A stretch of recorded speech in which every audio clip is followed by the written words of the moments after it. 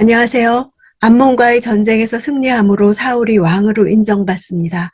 오늘 본문은 사무엘상 11장 1절에서 15절입니다.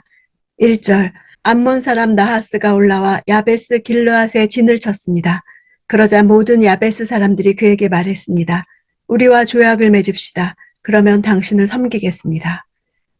당시 암몬 왕은 길르앗 지역을 남북으로 관통하는 왕의 도로를 통제해 무역을 독점 관리했습니다. 그런데 이스라엘이 종종 왕의 도로를 지나는 대상들을 약탈했습니다. 암몬 왕 나하스의 이름 뜻은 뱀입니다.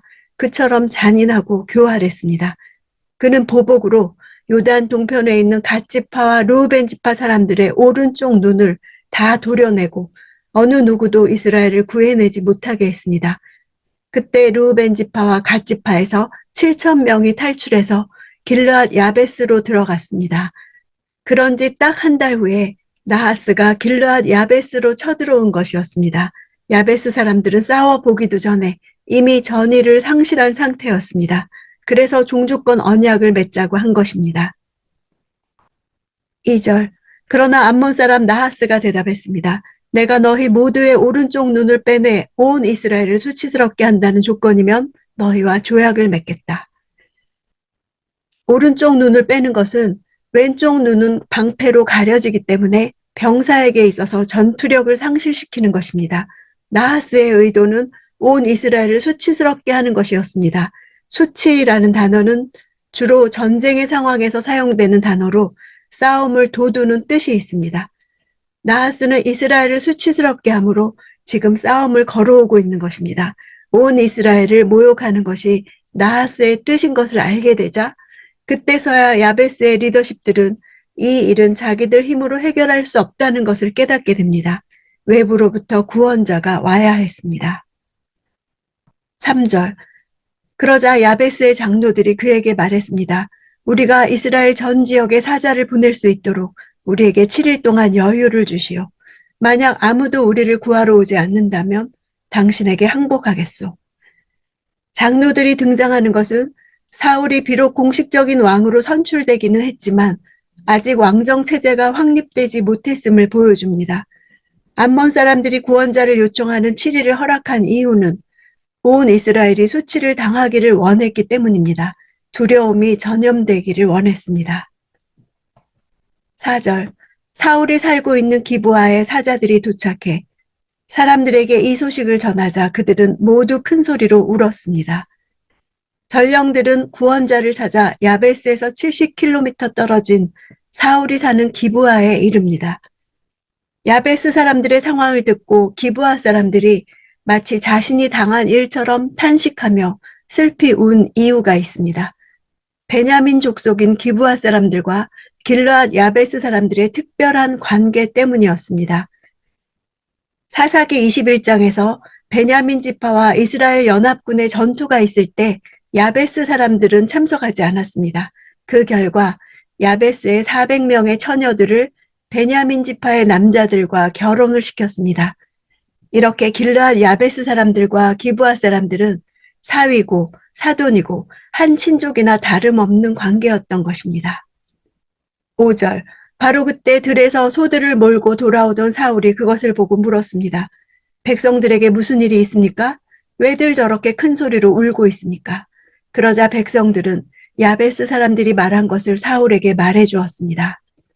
사울이 왕으로 선출된 후에도 집에 돌아와 여전히 농사를 짓고 있었던 것은 사사시대에서 왕정시대로 전환하는 과도기 상태에서 관료 체제도 확립되지 않았고 사울 또한 왕의 역할을 단지 백성을 적의 침략에서 구원하는 사사의 역할 정도로만 인식했기 때문입니다.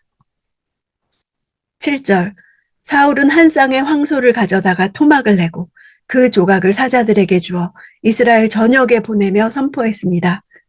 누구든 사울과 사무엘을 따라 나서지 않는 사람이 있으면 그 사람의 소들도 이렇게 될 것이다. 그러자 백성들에게 여호와를 두려워하는 마음이 생겨 한 마음으로 나아왔습니다. 당시 자산적 가치가 큰 소를 2마리나 토막 내에 보낸 것은 길르앗 야베스 사람들을 돕겠다는 사울의 의지를 보여줍니다. 또한 사건의 심각성을 알리기 위한 것이요. 사태 해결을 위한 이스라엘 백성의 전쟁 참여를 독려하기 위함이었습니다. 사무엘의 이름까지 거론한 것은 이번 전쟁의 정당성을 확보하는 것입니다. 백성들은 진정 두려워해야 할 존재는 하나님이심을 알게 되었습니다. 8절 사울이 베색에서 그들을 소집하고 수를 세어보니 이스라엘 사람의 수는 30만 명이며 유다 사람은 3만 명이었습니다. 출애굽한 남자 수만 60만 명을 생각할 때 60만 명의 절반이 넘는 수가 소집 명령에 응한 것입니다. 어마어마한 숫자입니다. 정확한 숫자까지 제시하면서 당시 사울의 명령을 듣고 많은 사람들이 모였음을 강조하는 것은 사사시대와 달라진 왕정시대를 보여줍니다. 사사제도 아래에서는 장로회의를 소집해 각 지파에게 군대를 보낼 것을 요청하지만 지파들이 요청에 응할 의무는 없었습니다. 그러나 왕의 징병 명령은 거부할 수 없었습니다. 9절 그들이 야베스에서 온 사자들에게 말했습니다. 야베스 길르앗 사람들에게 내일 해가 한창 뜨거울 때 너희는 구원을 받을 것이다 하고 말하라. 그들이 가서 야베스 사람들에게 이 말을 전하자 그들은 매우 기뻐했습니다. 주어가 이스라엘 사람들로 바뀐 것은 동족을 구하기 위한 사울의 열심이 이 전쟁에 참여한 자들 전체에게로 확산되었음을 보여줍니다. 그들이 기뻐했다는 말은 사울이 왕으로 선출되었던 당시에 일부 백성들이 그를 인정하지 않았던 분위기와 달리 사울이 이 전쟁에서 이스라엘을 구원할 자임을 입증하였고 동시에 지파와 지역을 초월하는 전 이스라엘을 다스리는 왕으로서의 자질을 인정받게 되었음을 보여줍니다. 11절 다음날 새벽 사울은 백성들을 세 분대로 나눠 암몬 사람들의 진영으로 쳐들어가 해가 가장 뜨거워질 때까지 그들을 쳐서 죽였습니다. 살아남은 사람들은 모두 뿔뿔이 흩어져 그들 가운데 두 사람조차 함께 남은 일이 없었습니다.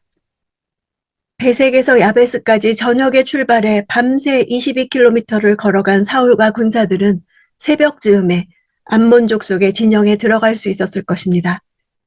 적이 예측하지 못한 시간에 기습 공격을 감행한 것입니다. 이렇게 자세하게 군사작전을 묘사해서 사울의 전쟁 능력을 드러냄으로써 그가 이스라엘의 왕으로 적합한 인물임을 부각시키고 있습니다. 13절 그러나 사울이 말했습니다. 오늘은 어느 누구도 죽일 수 없소. 여호와께서 이스라엘을 구원해 주신 날이기 때문이요. 사울은 암몬과의 전쟁에서 이스라엘을 구원한 주체가 하나님이란 사실을 인식하고 있었습니다. 그래서 자신의 능력을 의심한 사람들에게도 관용을 베푼 것입니다. 이러한 사울의 행동은 하나님께서 허락하신 이스라엘 왕권의 특징과 관계됩니다. 이스라엘의 왕은 열방의 왕들과 달리 백성들에 대해 생사 여탈권을 자의적으로 행사할 수 없었습니다. 왜냐하면 이스라엘 왕권은 하나님과 언약 관계에서 이루어진 왕권이었기 때문입니다. 인간 왕은 여호와의 대리 통치자일 뿐이었습니다. 14절 그러자 사무엘이 백성들에게 말했습니다. 자, 길갈로 가서 거기서 왕국을 새롭게 선포합시다. 새롭게 한다는 말은 리뉴입니다. 새롭게 하다는 히브리어는 처음 시작하는 것이 아니라 기존에 있던 것에 새로운 정신을 불어넣어 갱생시킨다는 뜻이 있습니다. 이미 나빠진 상태에 있는 것을 전제하는 말입니다. 이스라엘이 왕을 세웠지만 참된 왕이신 하나님의 다스림을 받는 나라로 다시 시작하자는 뜻입니다. 사울의 새로운 왕권으로 인해 여호와의 왕권에 대한 인식이 흐릿해질 위험성이 있기 때문이었습니다. 사울이 왕으로서의 자신의 존재 이유를 알게 된 것은 하나님의 영이 임한 때였습니다. 나하스가 모욕을 준 일이 통곡할 일인가? 이것은 싸울 일이다. 이렇게 생각하는 사람이 필요합니다. 하나님은 그런 사람에게 기름을 부으셔서 하나님의 능력으로 싸워 구원을 이루게 하십니다. 우리는 하나님 나라 왕의 자녀로 세워주셨어도 소몰던 일상을 그대로 유지하기를 원합니다.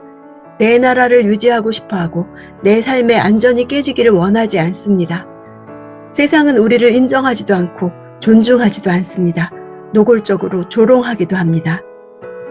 우리를 진정한 왕 되지 못하게 하는 것들에 대해 싸워야 합니다. 하늘로부터 능력을 주실 때 악한 영이 더 이상 우리를 두려움으로 다스리지 못합니다. 오직 성령이 우리를 다스리시게 됩니다. 기름 부으심의 목적은 구원입니다. 내 구원받는 것으로 만족하는 것이 아니라 나의 구원이 다른 사람들에게도 흘러가기를 원하게 됩니다. 하나님의 다스림이 나뿐 아니라 다른 사람들에게도 임하기를 구하게 됩니다. 그런 한 사람으로 살기를 원합니다.